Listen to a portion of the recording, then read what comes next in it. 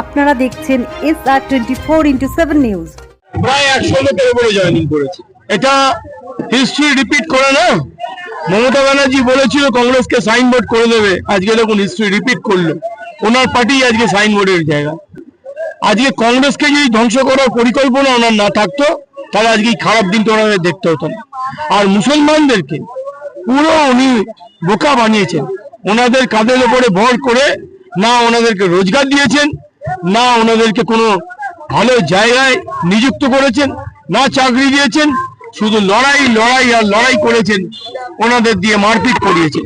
কংগ্রেস এমন একটা secular party যে সারা ভারতবর্ষ বিজেপির বিরুদ্ধে লড়তে পারে।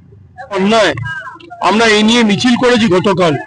মধ্য কলকাতা জেলা কংগ্রেস গতকাল এই নিয়ে মোমবাতি র্যালি করেছে। আমাদের রাজ্য সভাপতি বারুইপুরে পরের দিনই পৌঁছে গেছে।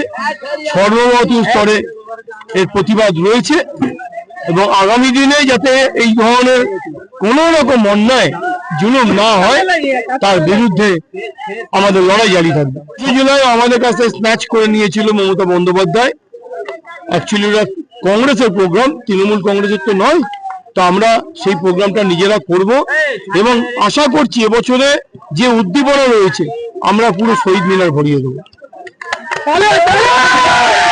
পরিকল্পনা ব্লক স্তরে আমাদের বুথ স্তরে আমাদের সংগঠনকে ছড়িয়ে দেবো এবং ভালো ভালো লোকজনদেরকে আমাদের দলে নিয়ে আসা, সেইভাবে আমাদের সংগঠনটাকে এগিয়ে নিয়ে যেতে হবে। মানস সরকার কংগ্রেসে অলরেডি জয়নিং প্রোগ্রাম ছিল আর তার সঙ্গে সঙ্গে 21 জুলাই শহীদ মিনার চালুর প্রোগ্রাম ছিল। 100 খানা অলরেডি জয়েন করেছে। আগামীকাল তার থেকে বেশি জয়েন। আমাদের 57 ওয়ার্ড থেকে মিনিমাম কিছু না তো 2000 লোক যাবে। নূর আলম।